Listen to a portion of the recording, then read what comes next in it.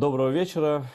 В етері телеканалу ЕТР програма «Бугунь». Мене звати Айдер Муждабаєв. І сьогодні у нас у гостях чудова людина, львів'янин, дипломат політичний і громадський діяч Ярослав Музичка. Пане Ярославе, вітаю вас. Доброго дня. Ну, у нас подій щодня багато, і з вами, як з освіченою людиною, хочеться обговорити основне, що цими днями нас цікавить і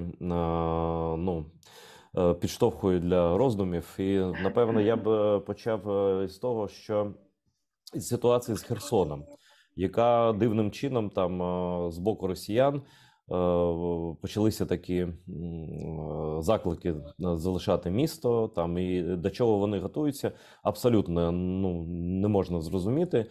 А на вашу думку, що це за евакуація населення? Ну там влада вже так звана окупаційна евакувалась. На що це може не тікати, як би так сказати? Я думаю, що ситуація з Херсоном розвивається в контексті загальних подій на фронті нашої боротьби з російським агресором. Ми можемо побачити різні способи впливу на перебіг ситуації на фронті з боку Росії. Але так чи інакше зрозуміло одне, що і очевидно пересічним громадянам, які не надто глибоко аналізують політичні ситуації і військові події на фронті, а також і політичним та військовим оглядачам, як у нас, так і за кордоном, зрозуміло, що Путін війну програє. Це була величезна фатальна помилка для нього особисто і для Росії як держави, зокрема. Тому що це початок кінця і розпаду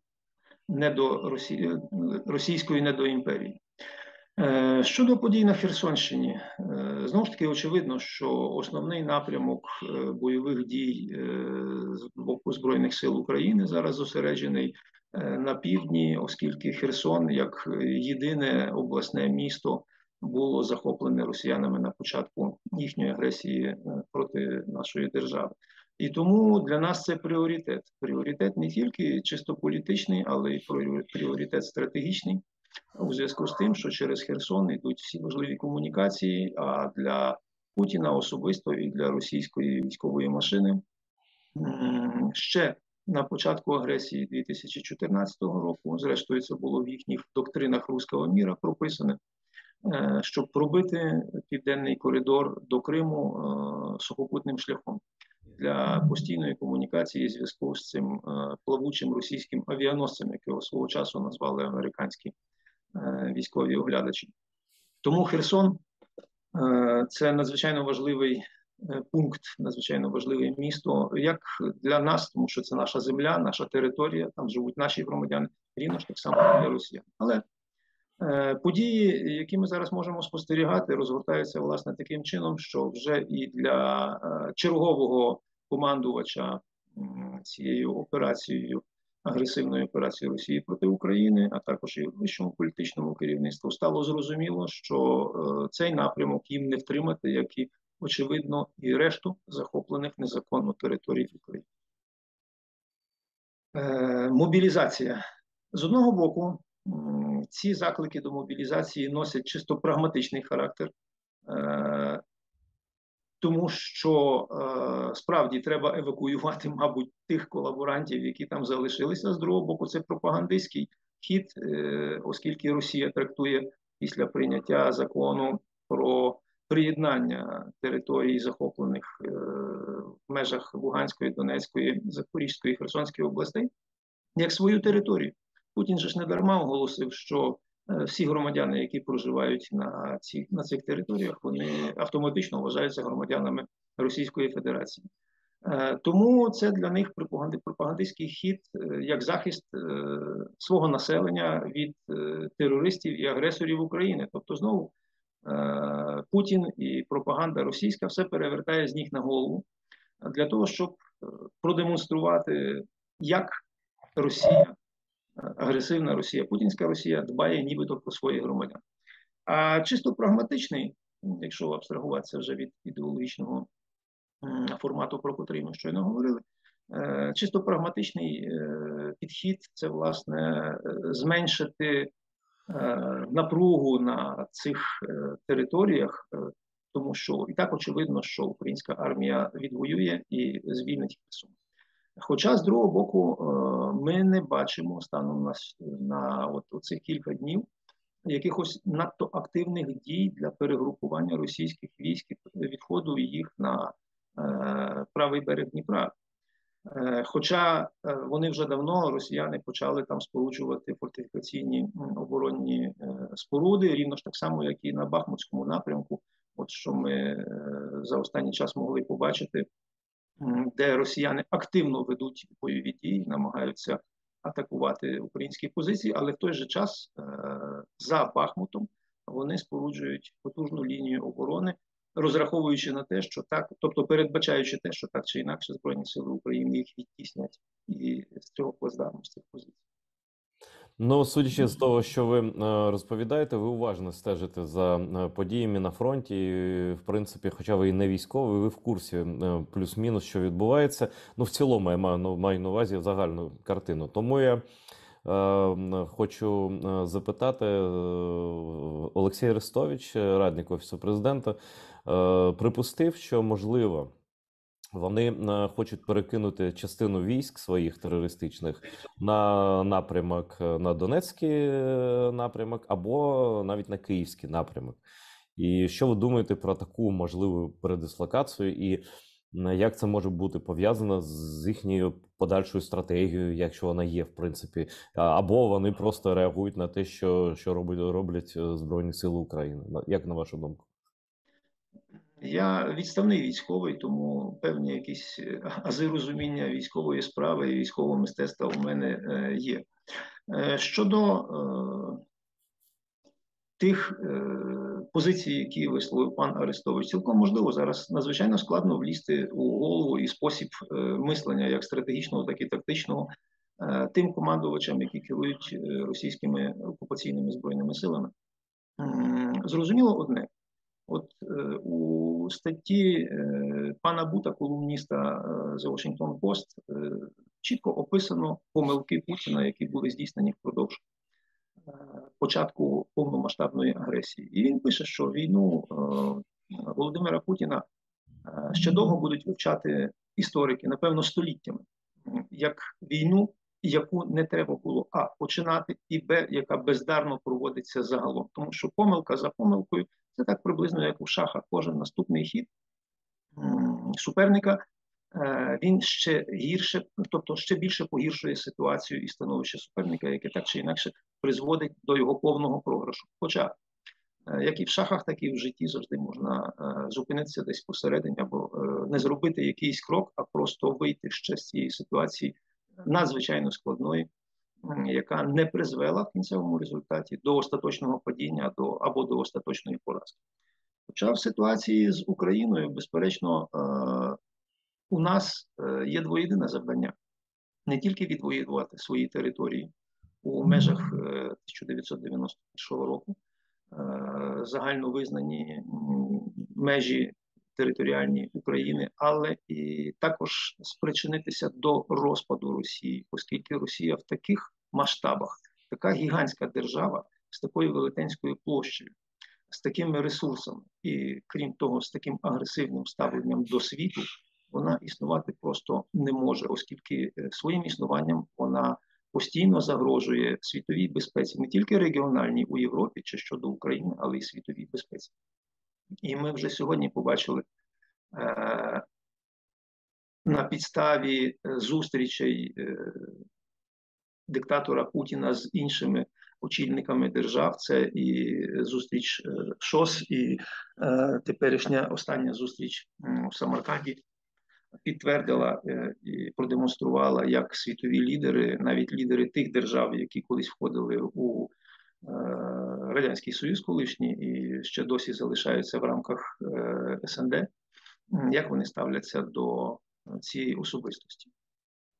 Щодо перекидання військ, перейдемо вже трошечки на інший рівень, очевидно, цілком можливо, але всі події, які ми бачимо від самого початку, від такого капелівського в лапках, як в фільмі про Чапаєва, пам'ятаєте, капелівці йшли, Психіатрична атака, да?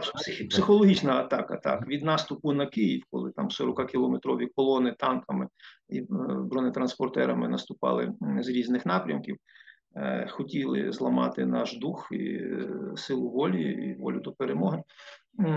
Всі їхні дії надзвичайно хаотичні. Там системи зараз побачити якоїсь, досить складно. Можливо, вона є, але я особисто її не бачу. І свідчення цього блискуча просто операція на Харківському напрямку, як нашому вищому політичному керівництву і військовому керівництву вдалося ввести в оману таких, я би сказав, маститих генералів, військовокомандувачів, які пройшли не одну військову кампанію, в тому числі і за кордоном. Це і чеченські війни, і ще навіть і Афганістан у 70-80-ті роки, я вже не кажу про Сирію, але їх вдалося ввести в оману, і Харківська операція направду це зразок блискучого військового мистецтва, як можна обманути противника, коли росіяни перекинули основну кількість військ з Донецько-Луганського напрямку на Херсон, тому що президент України Володимир Зеленський віддав наказ звільнити Херсонщину, і вони просто це потрактували як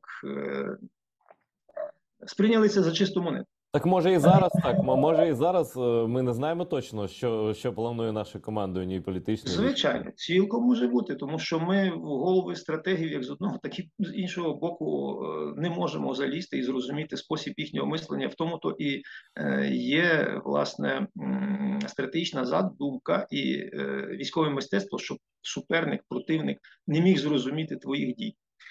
Тому розвідка, контррозвідка, маскування і дезінформація – це є основні інструменти, якими можна ввести суперника в оману для досягнення своїх стратегічних, тактичних цілей. Я не думаю, що росіяни мають якусь стратегію. Вони зараз просто рефлектують на дії і зусилля Збройних сил України. І одним з свідчень цього є оці варварські бомбардування шахомопедами та і ракетами інфраструктури України. Тому це конвульсії і агонія збройної машини Росії. Ну, перед тим, як перейти до конвульсій, до аналізу, якими вони можуть бути, я хочу запитати вашу особисту думку щодо цього, так скажемо, пана Суровікіна, командуючий, який дав там інтерв'ю, щось там розповів, і просто само обличчя його, там, манера спілкуватися, інтелектуальний рівень, який він має, як ви думаєте? Колись в університеті вивчали певні психологічні дисципліни, не психологія загалом. Є така теорія Ламбразо. Я хоча не є її прихильником, але достатньо подивитися на знімки, фотографії або на відео цих персонажів для того, щоб багато зрозуміти про їхні особисті якості, в тому числі якості інтелектуальні. Товариш Суровікін, він прославився чим? Килимовими бомбардуваннями в Сирії, перепрошую, знищенням мирного населення в Алеппо, застосуванням зброї, яка заборонена конвенціями міжнародними. Тому нічого дивного, він зараз, коли став командувачем цієї так званої спецоперації російської проти України, хоче продемонструвати своєму суверену не тільки повну лояльність, але й ніби ефективність. А як в російській армії демонструють ефективність, ми вже про це знаємо. Окей, тоді перейдемо до сценаріїв можливих. Ні, нічого, я теж хворію трохи, тобто я вас розумію. Ось я бачив на Ютубі коротке відео ваше, його там вже люди репостять, про 4 можливих ходи Путіна, в контексті тієї самої агонії, про яку ви згадали. Можна трохи більш розлого, подробно, обґрунтовано для глядачів телеканалу ОТР, які дуже люблять такий глибокий і подробний аналіз? Що залишається людині, котра має певні засоби впливу якщо її вчасно не зупинити. Це так само, як злочинець, котрий іде зі зброєю в руках і з ножем, чи з пістолетом, чи з автоматом, темними вулицями, де створені умови для нападу на беззбройних громадян. Безперечно, що цей злочинець буде застосовувати тактику нападу неочікувано. І коли він отримає опір, то він буде намагатися застосувати ту зброю, яка у нього є. І тут питання в тому, який опір готове ставити НАТО як наші партнери і наші союзники у цій боротьбі. Зрозуміло, що війна ядерної держави проти неядерної, де по масштабах, по площі, по потенціалу ми відрізняємося у рази на порядок. По кількості людських ресурсів, по кількості грошей, зрештою, які є у бюджетах і які виділяються на озброєння в той час, коли Україна практично була роззброєна, починаючи з 90-х років, і з того моменту, коли нас Росія і Сполучені Штати Америки спільно позбавили ядерної зброї. Ще й наша конвенційна армія була теж позбавлена розробок нових, тому що ніхто тим не займався. Впродовж довгого часу наш політикум і естеблішмент вважав, що Росія наш друг і брат, на нас ніхто не нападе. Як народ України, так само і, очевидно, політичне керівництво держави вірило і довіряло, що Будапештський меморандум нас справді захищає, наші партнери, котрі підписали цей Будапештський меморандум, мало того, що не будуть нападати на нас, але вони ще в стані захистити. Ніхто не міг передбачити, що відбудеться у 2014 році, тим більше складно було собі уявити, як найбільш прийнятний сценарій 24 лютого 2022 року. Хоча розвідки західних країн попереджали про те, що така можливість є, але я переконаний, що і політичне керівництво держав НАТО, як потім зрештою і з'ясувалося, вони не до кінця вірили, що такий напад можливий. Ну, не всі, скажімо так, не всі вірили, м'яко кажучи. Я думаю, що навіть президент Байден теж до кінця не вірив, що цей напад буде здійснений остаточно. Хіба в останні дні, там, починаючи з 20 лютого, коли вже було зрозуміло, що шалька ваг переважила і остаточне рішення прийнято. Тому у Путіна насправді залишається на столі не так багато варіантів. Ну, я ще в попередньому інтерв'ю не згадав ще один варіант – застрелитися. От. Ну, це теж варіант. Я думаю, що він не спроможний на це. Він дуже любить себе, життя, любить, коли його люблять, коли... От. Да. Власне, і ми якраз підійшли до ключового моменту. Ви слушно зауважили, що це людина, котра надзвичайно егоїстична, надзвичайно жорстока і надзвичайно себелюбива. Тобто він задля свого досягнення своїх особистих цілей може переступити через будь-що і будь-кого. Але ключове тут все-таки любов до себе. Тепер питання, чи він є потенційний самогубець? Ну, думаю, що ні.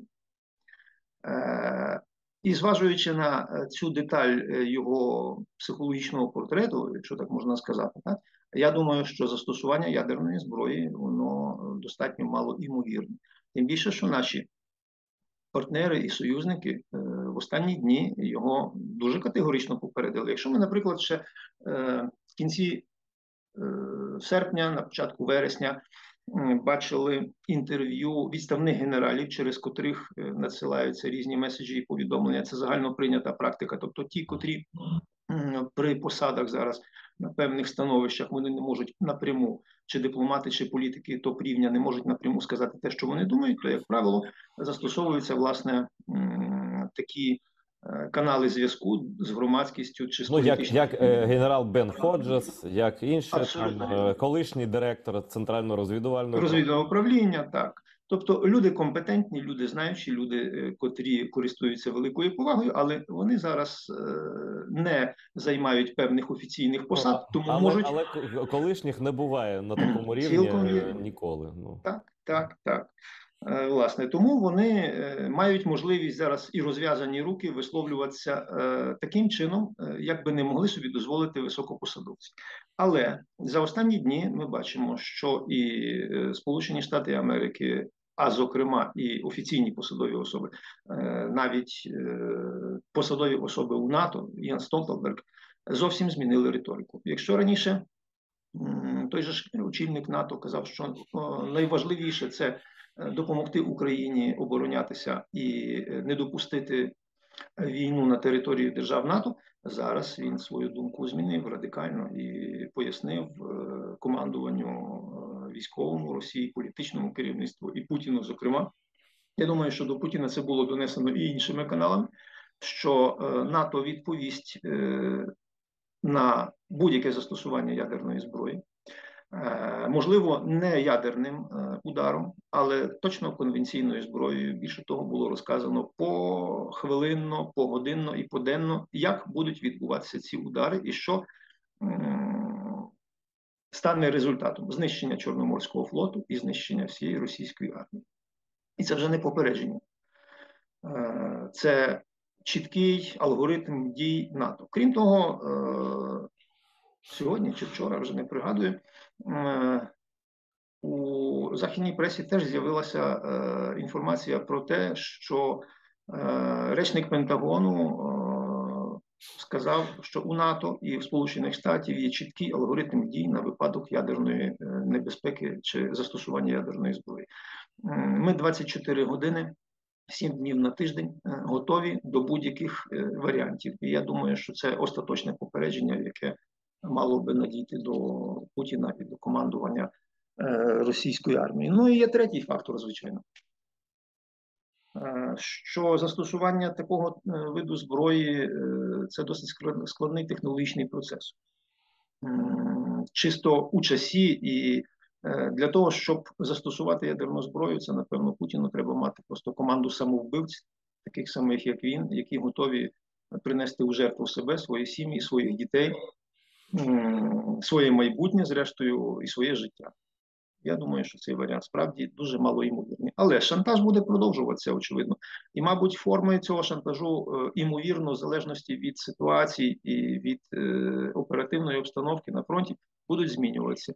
Завжди є у Путіна станом на сьогодні ще цей туз в рукаві, як Запорізька атомна станція. Ми бачимо, що кожен день не обходиться без інформації про пошкодження ліній, про те, наскільки ескалуються події довкола станції і в самій станції. Тому ця ситуація може розглядатися як ядерний шантаж Путіна. Пане Ярославе, я хочу тут з іншого трохи боку зайти. Цим ви теж цікавитесь 100%. Ось дипломатичний фронт. Зараз у тилу НАТО піднялися всі Путін-фірштейри, починаючи з неочікуваного для когось, я на це чекав, але багато хто не чекав, Ілона Маска, який переконує, що Путін застосує ядерну зброю. Далі йдуть там за абеткою або в хаотичному порядку там Нетаньягу, хто там іде ще, Берлусконі, я перепрошую. Ангела Меркель ми вже чули.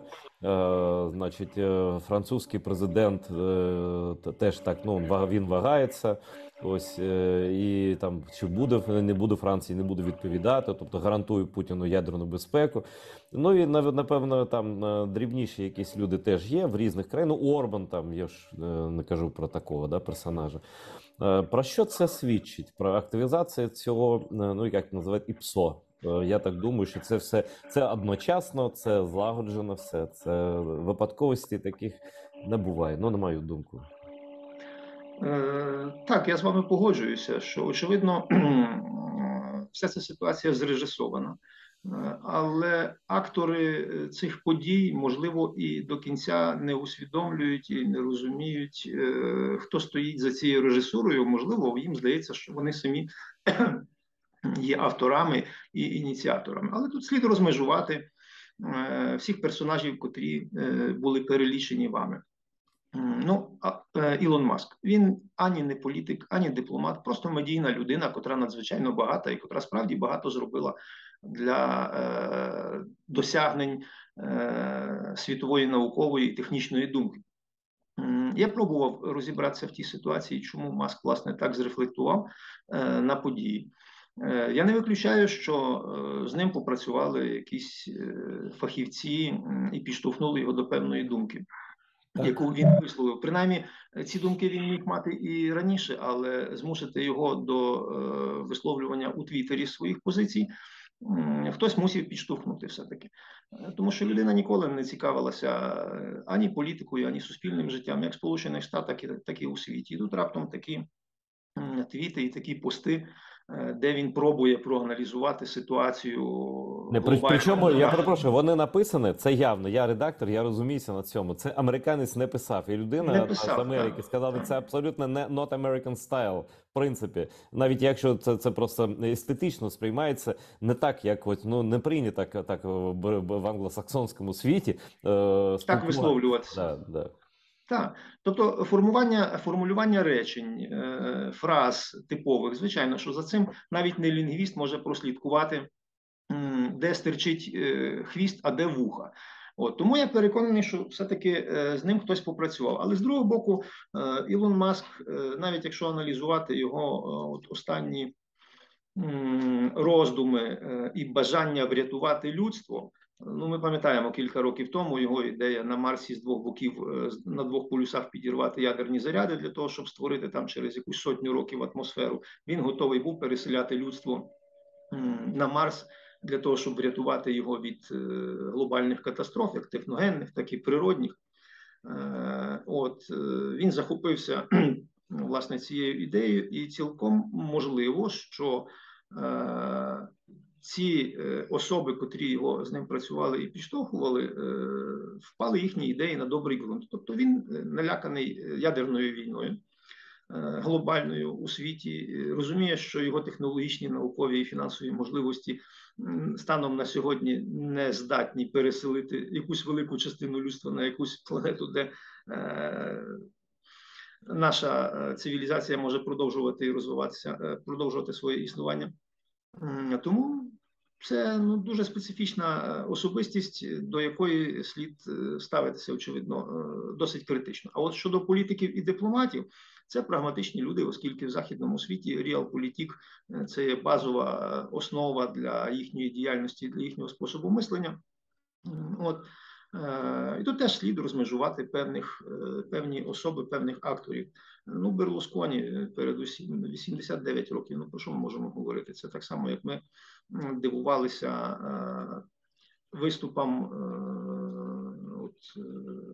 колишнього держсекретаря Сполучених Штатів, якому під 90 років, так не буду називати його прізвище, а насправді, так вже поза 90, так, 90 з добрим таким хвостом, так би мовити. Так? Ну, Берлусконі теж під 90. В нього певні свої уподобання, певні якісь свої уявлення про світ, як він тішиться, що Путін йому надіслав ящик горілки з дуже милим листом. Ну, це теж свідчить про людину. А крім того, він не є політичним гравцем, хоча його партія може ще зайняти там якісь місця у парламенті, очевидно, але точно це не партія-лідер. Щодо Ізраїлю і Беняміна Нетаньяху, екс-прем'єр-міністра. Власне, тут приставка екс. Ну там просто вибори скоро. Чергові, позачергові. Так. Да. І він намагається на цих виборах отримати перемогу, хоче знову повернути свій пост і свій кабінет.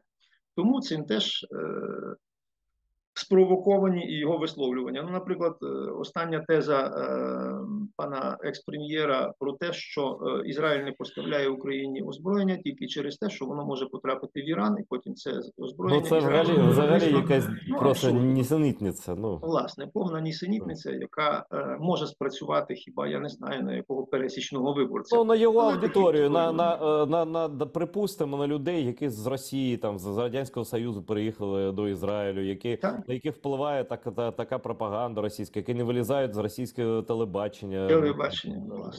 Власне.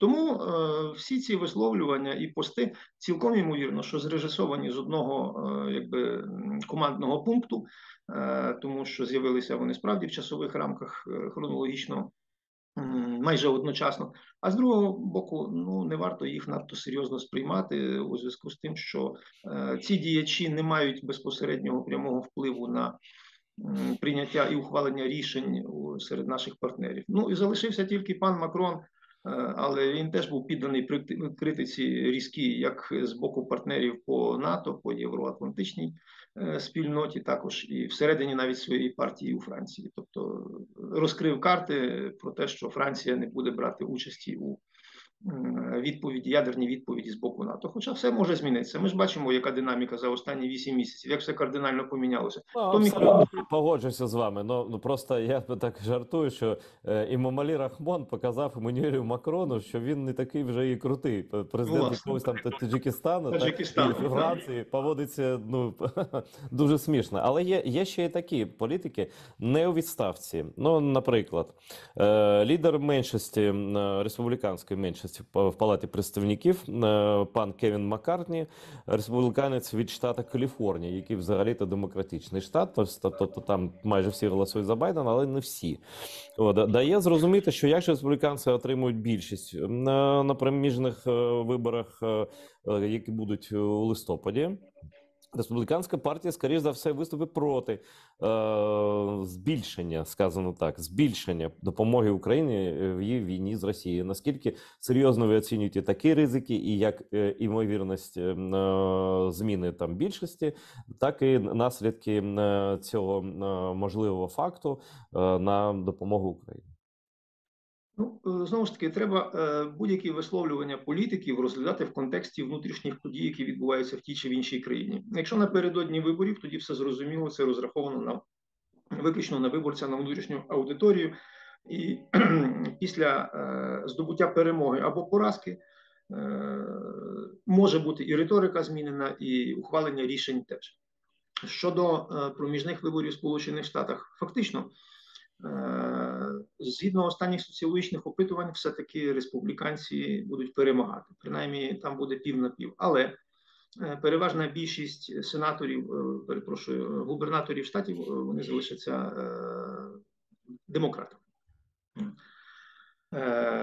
Крім того, очільники республіканської партії підтвердили свою рішучу підтримку Україні і ще раз неодноразово казали про те, що двопартійна підтримка в Конгресі і в Сенаті Сполучених Штатів залишається, незважаючи на певні розбіжності там щодо закону про аборти і про інші чисто внутрішні речі, там як боротьба з інфляцією, збільшення ставки федерального ФРС і інших питань. От в цьому зовнішньополітичному аспекті вони є монолітні і єдині. Тому я не думаю, що такі висловлювання з боку певних представників республіканської партії можуть мати якийсь суттєвий вплив на зміну статусу кво, який зараз є у них, і тим більше на зміну фінансування допомоги, в тому числі військової, з боку Сполучених Штатів Америки Україні. Так, я думаю, я не рахував, звісно, пане Ярославе, але мені здається, що на Афганістан, наприклад, вони витрачали такі шалені суми, яких просто, я думаю, на Україну зараз у 100 разів менше, ну приблизно. Ось, тобто там абсолютно шалені були цифри, і ну це точно не через Україну. Там криза в Сполучених Штатах, яке там ціна на паливо росте. Це абсолютно через те, що Путін затіяв цю світову війну, в принципі, і це впливає. Це не Україна впливає. Ми не винні в цьому. І крім того, більшість навіть прихильників республіканської партії, більшість там майже 60%, вона за продовження допомоги Україні. Ну а про демократів я вже не кажу, там 80, більше ніж 80% за те саме, а в середньому там здається 67, щось таке, ну дуже багато для такої різноманітної країни, як Сполучені Штати. Так, насправді Сполучені Штати дуже неоднорідні в тому плані. По суті, є 4 країни такі дуже цікаві з позиції географічної, з позиції геополітики. Це Сполучені Штати, Росія, Китай і Індія, де проживає надзвичайно різноманітне етнічне населення, країни, які мають велетенські території і які надзвичайно складно утримати у вертикалі і структурі влади. Щодо підтримки республіканців і демократів, як я вже казав, безперечно, це станом на зараз, я не думаю, що та ситуація зміниться, у них є монолітна думка. Але Порівняти Україну і Афганістан, я пригадую, десь у 2014 році з Корнуельського університету до нас, до Львова, приїжджала група політологів Сандерса. Вони були залучені до формування певних політичних ідей у кабінеті тодішнього президента пана Обами. І виникла у нас дуже гостра дискусія. Якраз знову ж таки тема про поставки Україні озброєнь з боку Сполучених Штатів. Тоді ви пригадуєте, категорично було ні, оскільки була формула перезавантаження відносин з Росією. Проковтнули всі 2008 рік агресію Росії проти Грузії. Ну і 2014 рік теж слабенькі санкції були на той час. А ми просили тоді допомогу військову. І от після цієї дискусії вже в кулуарах, так би мовити, до мене підійшов один їхній представник, а я поставив питання якраз щодо Афганістану. Кажу, чому ви поставляєте Афганістану такі колосальні партії озброєння, витрачаєте такі величезні кошти, а Україні не хочете? Відповіді однозначно я від них не отримав. Там почалася розмова про корупцію, про боротьбу з корупцією, власне, у різних ешелонах влади. Ну, стандартні ситуації, стандартні розмови, які відбуваються, як правило, відбувалися властиво до цього, якщо хотіли західні партнери нам сказати, що або в НАТО чи в Євросоюзі нам не місце в зв'язку з тим станом на сьогодні, або хотіли в чомусь відмовити, то вони завжди шукали приводи. Ну, така правда.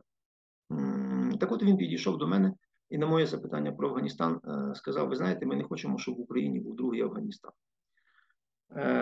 Крім того, ну, ситуація яскраво помінялася. Афганістан на цей період він не був такою реперною стратегічною точкою, де могли зійтися інтереси наддержав і де ситуація могла спровокувати ядерний конфлікт.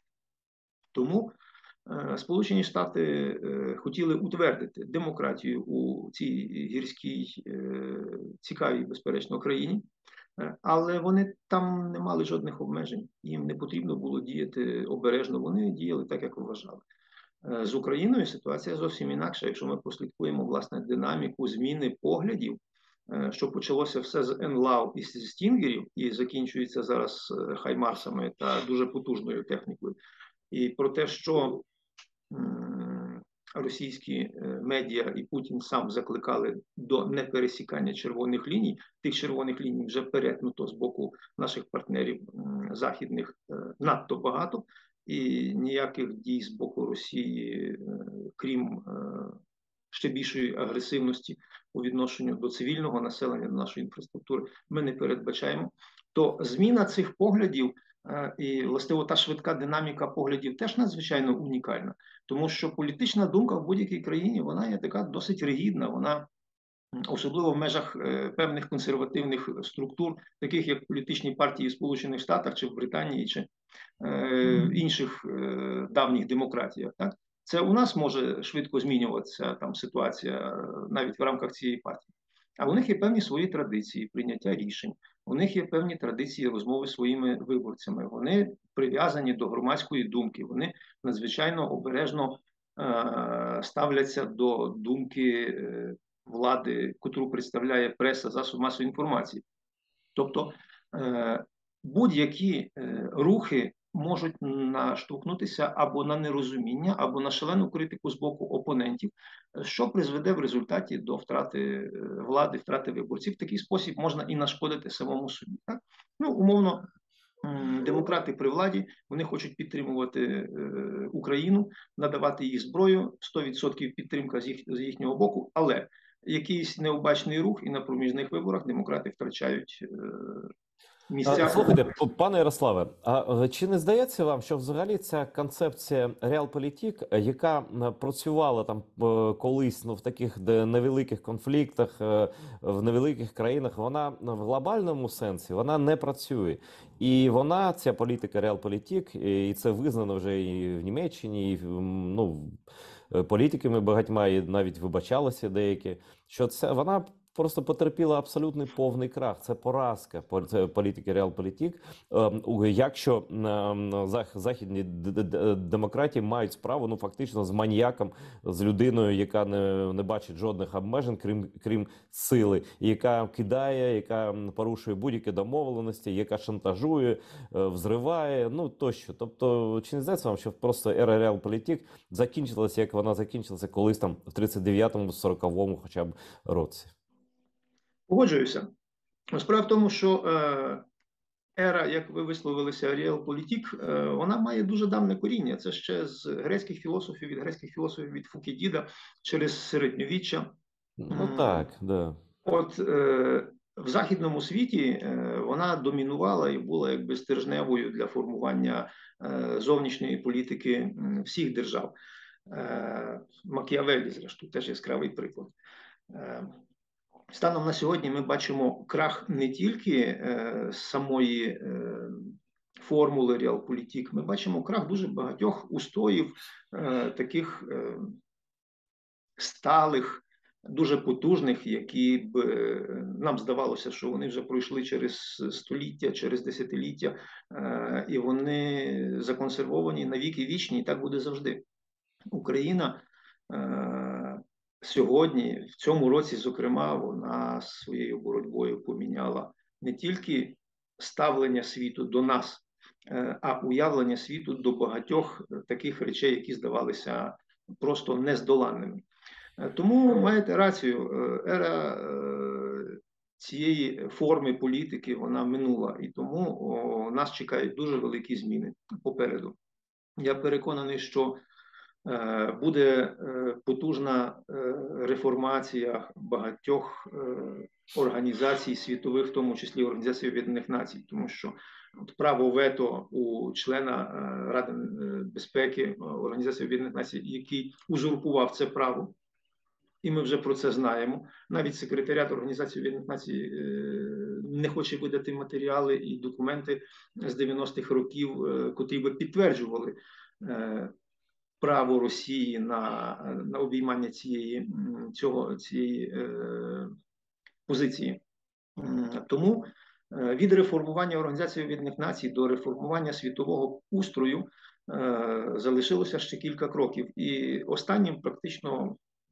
останньою перепоною у розвитку цих подій є, власне, Росія, Російська Федерація в такому стані, в якому вона є. Тому її, безперечно, треба реформувати однозначно. Ну і позбавити права володіти ядерною зброєю, оскільки ця небезпека залишиться на десятиліття і століття наперед, якщо ми не зможемо зупинити не тільки Путіна, а взагалом Росію з її імперськими. А чи вам не здається, пане Ярославе, що Путіна хтось підштовхує в спину? Тобто, ну, наприклад, той самий Китай, який бачить таку психологічну таку картину в його голові, що він готовий на авантюри, і Китай сам принаймні зараз не хоче влізати в це активно, але вони стоять за спиною Путіна. Ось наскільки ви думаєте, це реально? Я не думаю, що Китай підштовхує Путіна до ведення війни. Китай надзвичайно прагматична держава. Їхня традиція політична історично так складається, що їхні політики і керманичі, вони мислять зовсім іншими категоріями, ніж західні цивілізації, і тим більше, ніж російські очільники. Там спосіб мислення на століття. Їхня філософія і життєва, і релігійна, а також їхня історія демонструє, що не людиноцентрична модель відносин є у Китаї. Вони думають про те, як ця держава, як ця нація, або сукупність націй, тому що це справді теж досить різнорідна, різношерстна етнічно держава, як вони повинні тривати і продовжувати свій розвиток. Для Китаю важливо, як і для переважної більшості інших країн, це інтереси сьогодення і інтереси перспективи. Звичайно, що Китай хотів щоб Путін цю війну на початках виграв, але ідея була така, що війна буде блискавичною, такий бліцкріг, частину території України Путін захопить. Не факт, що він поділився при своїй зустрічі з паном Сі Цзіньпінем всіма своїми стратегічними задумами щодо України, але напевно про щось розмова таки точилася. І не думаю, що Китай напряму сказав: так, я згідний, давай захоплюй, товариш Путін, Україну. Але мовчазна згода, мабуть, була. І тут був певний інтерес, тому що зрозуміло було китайським очільникам, що Захід буде підтримувати Україну. В такий спосіб можна буде відволікти увагу Сполучених Штатів від тих дій Китаю щодо Тайваню, щодо Південно-Китайського моря, так, набивання островів, створення баз, створення напруги і намагання бути гегемоном не тільки в Тихоокеанському регіоні і в басейні, але й у світовому так масштабі теж. Ми знаємо, які інвестиції зараз Китай робить в країни Африки, як він заходить і в Південну Америку, в багато країн. Так. Я думаю, що от останні повідомлення про те, що Лавров сказав, що, напевно, треба зменшувати кількість дипломатів в західних країнах, вони нас і так не люблять, але є інший світ, є Африка, Латинська Америка. На ці думки, я думаю, наштовхнула його і позиція Китаю.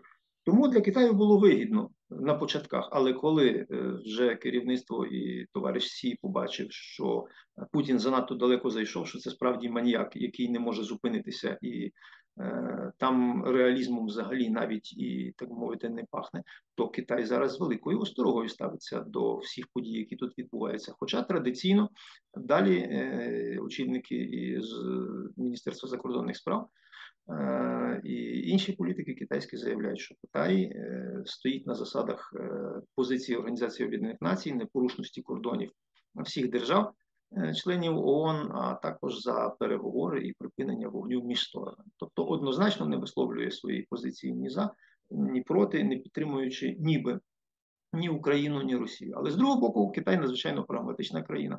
І два найбільші ринки збуту – це Сполучені Штати і Європа. По китайській економіці, яка зараз знаходиться в досить скрутному становищі після минулорічної кризи забудівельної галузі, ухвалення рішення Держдепом Сполучених Штатів про певний контроль напівпровідників, які критично потрібні Китаю, теж надзвичайно вдарили по не тільки економічній потузі, але навіть і по амбіціях Китаю. Тому ця держава добре розуміє, до чого може призвести війна між Росією і Україною, тобто агресія Росії щодо України і конфлікт зі Сполученими Штатами, який явно невигідний Китаю. Але, знову ж таки, внутрішньополітичний контекст. З'їзд Комуністичної партії Китаю, ймовірне переобрання генерального секретаря Сі Цзіньпіня на довічну практичну посаду, теж впливають на риторику політики цієї держави.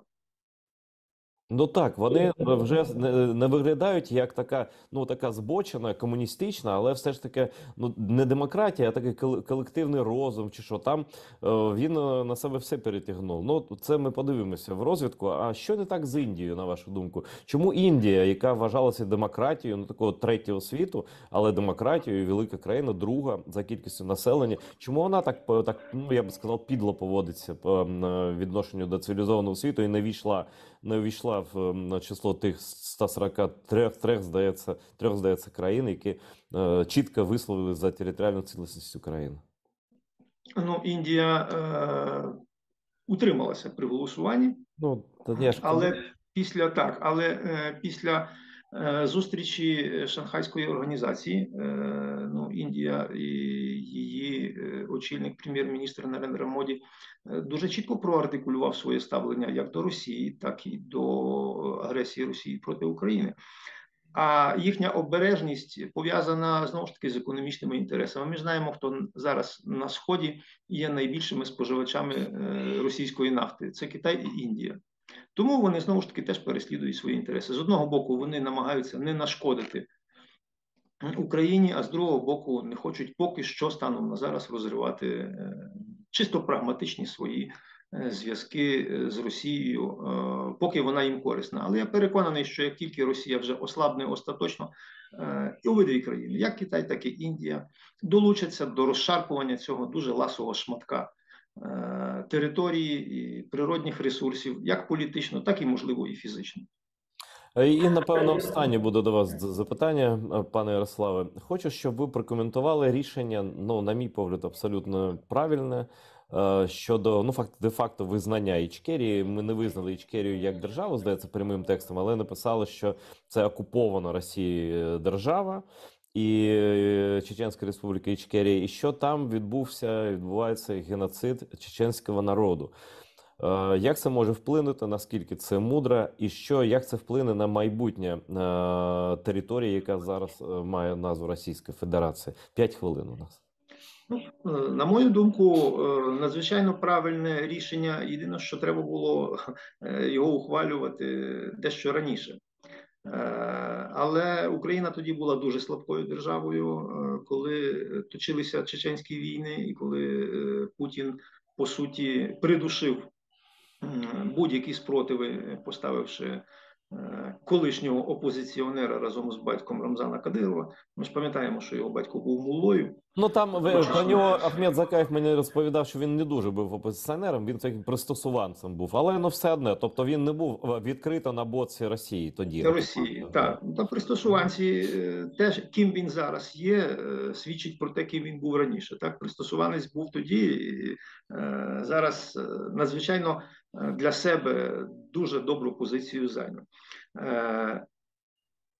Рішення правильне, воно може потягнути за собою наступне рішення, наприклад, визнання чеченського уряду у вигнанні.